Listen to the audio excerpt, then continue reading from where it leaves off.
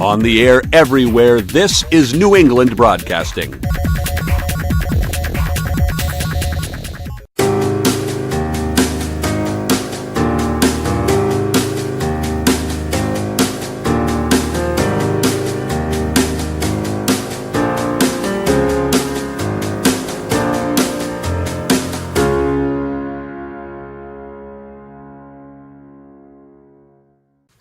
It's time for Chit Chat with Elesia Carey, and I am Ron Van Dam, for those of you that may not know who I am.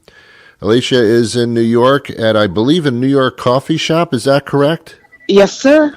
She is in New York City, downtown Manhattan area, and people are walking by, and there's probably a lot of people listening at this time.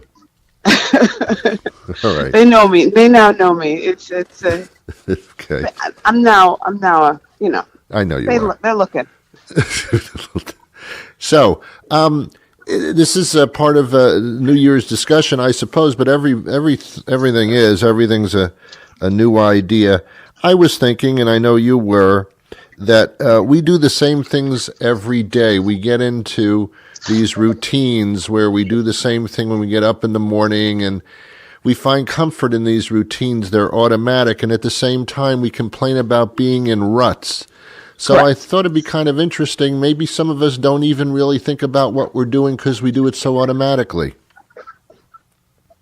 You're absolutely right. And not only the automatic rut, but what happens is that's when people start complaining about their lives. It's when you hear or see people who are just basically depressed. And I think that is the rut. The rut is comfort, but on the other side of the coin, it's also discomfort. It's also unhappiness. Yeah. You know what I mean? So the routine that we're a routine is like wearing a comfortable sweater or something. Correct. It goes on. You don't think about it, and you know you're going to be warm. And then I think sometimes we turn around and we complain that nothing ever changes, and we do the Correct. same thing all the time with our safety net. So I get kind of confused, and I thought, well, maybe we should start looking at what we actually consider to be comfortable. Maybe that's boring us. It is boring us. It is actually boring us. And I was reading actually when you sent me the email about the topic. I was actually reading about what happens when we develop a new habit or an old habit. When we have a new habit, it's like, those endorphins that kind of feed us and make us feel happy. Yes. They are released. Like, for example, just say like you like to eat ice cream every Wednesday at 3:00. Okay.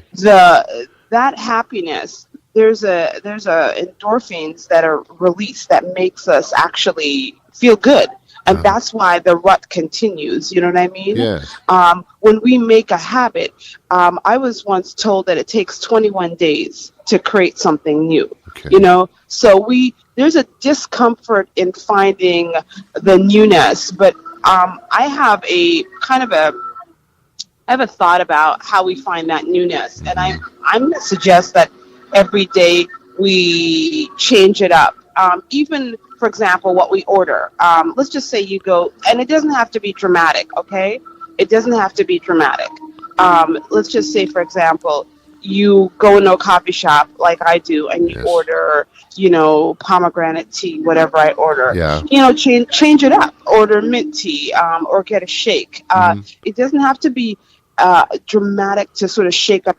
Everybody thinks you have to go out and dye your hair orange and get a tattoo that covers partially half of your body. I'm just saying, do things once a day or maybe once a week if that's too adventurous. That is a little bit out of your zone of comfort. So in other words, you don't have to change the entire thing, just something about the thing.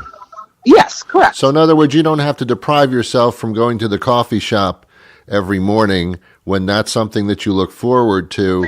Just change up the coffee. Just change up the coffee. Or maybe go to a different coffee shop for one day that week. Or instead of let's just say instead of walking down X, Y, and Z street on the way home. Change up your route on the way home. Stir up the coffee, That's basically, true. is what you need to do in your life, because that's what gets you unhappy. When you realize that every day you go to the same place, eat the same food, talk to the same people, that's what gets us. You know what I mean? So Yeah. just, it doesn't have to be new. It doesn't have to be dramatic. It just has to be a little bit of a change. And from that little bit of a change, it's kind of like, drop in the bucket. You might get incentivized. That's not a word, but you might. I don't want to start off with the Donald Trump moment here. You might. Yeah. You might get what's the word I'm looking for? You get charged up to do something else or something new. So a little leads to another level of change, and another level, and another level, and another level. And next time, instead of changing your coffee shop, you might be, instead saying, listen, maybe I should work out or something. It just leads to more. It's like you're feeding the fuel, the fire of your the boredom. And once you get a little taste, you yearn for more. You know what I mean? And then you yearn for more. So I just say start off with little things. Yeah. I guess you also have to distinguish what things that you do every day are stuck because you do them for kind of no reason. Besides changing it up and making it different, those things in other words, everybody has to go to work and everybody has to go home, unless you're retired or you're a baby. Everybody has to work and everybody has to go home, but you can change up the way that you go home and what you do while you're going home, that kind of thing. But everybody has to do that. But other habits that we just get used to, we don't even think about it. It's time really possibly to break those habits. When I was young, I wanted bologna and cheese sandwich every day of my life.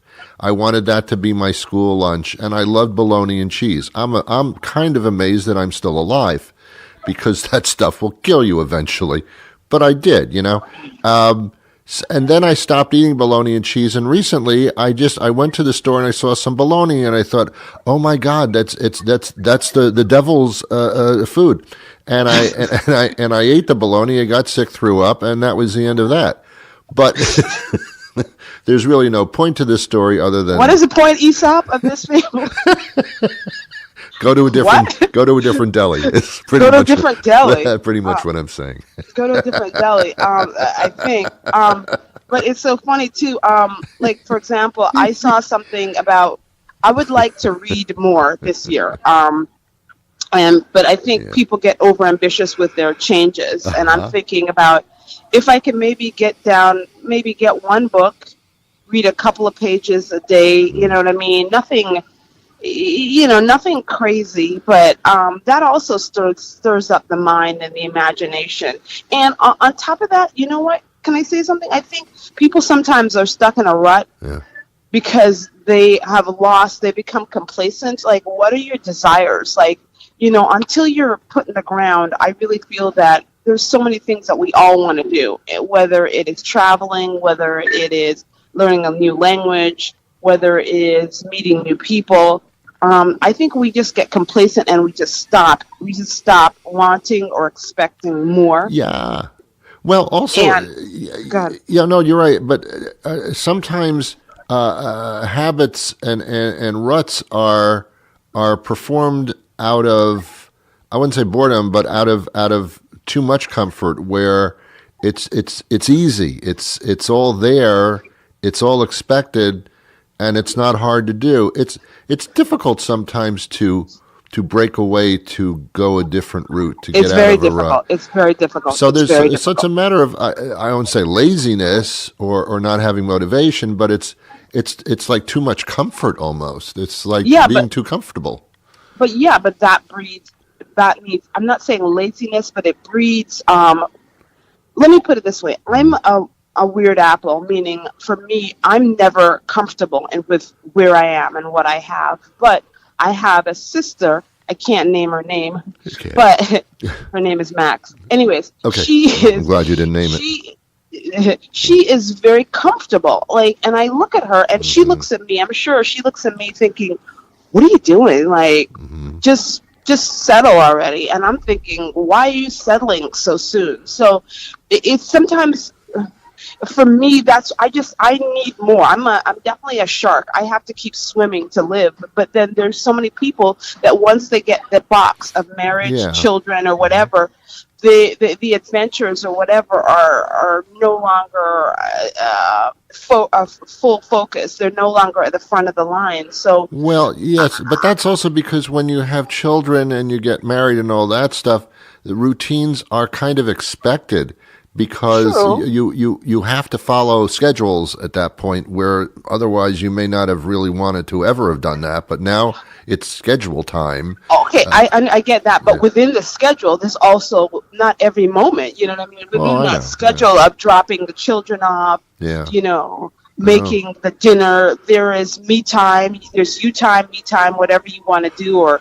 date night. There's things that you can do that breaks up that rut. You know what I mean? Like we all have, even us single folks for now, you have certain things that you have to do. You know what I mean? We all have things that we're obligated to do each day, each month, each week. But within that, I'm saying break it up. It's if we don't break it up, it will honestly become something that will break us down. Yes. Well, part of it is don't complain about a rut if you put yourself in it, I suppose, is also part of it. Did I ever tell you the bologna sandwich story? I think I did. Yeah, you did. I believe it was a deli, a guy named... No, I'm just joking. Oh, I guess... Oh, it was a guy named Max, as a matter of fact. A guy named Max. All right.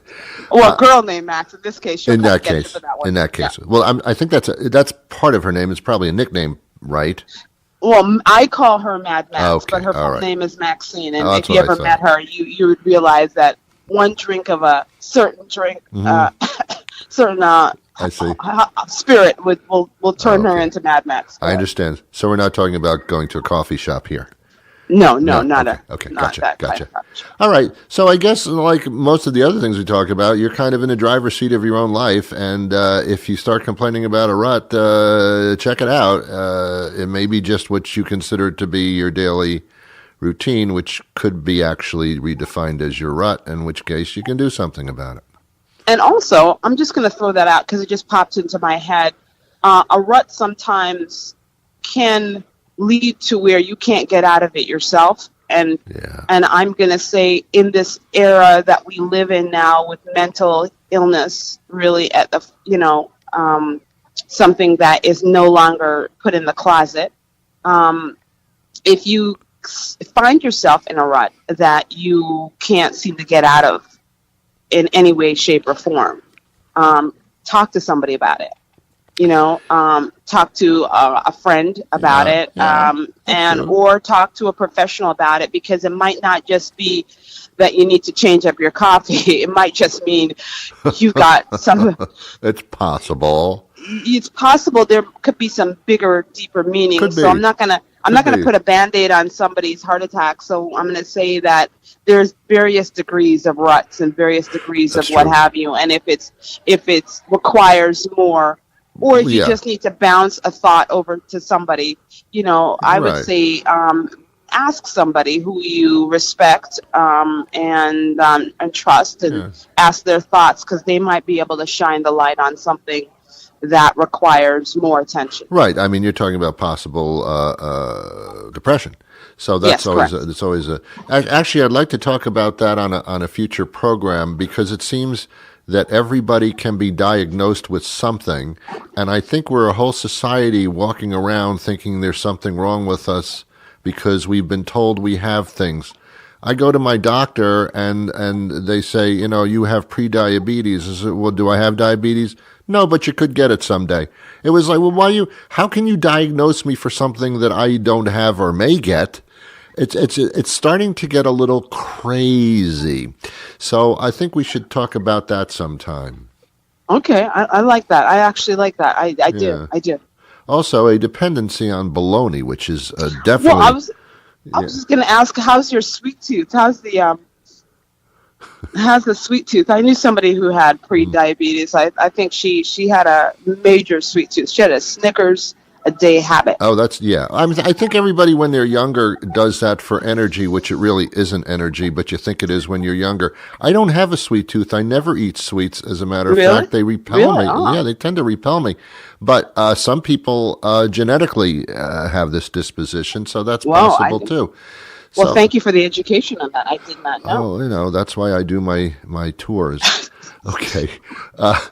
This has been Chit Chat with Elesia Carey, and we'll do it again next week. And you can always find us here. Listen anytime that you want. Always available.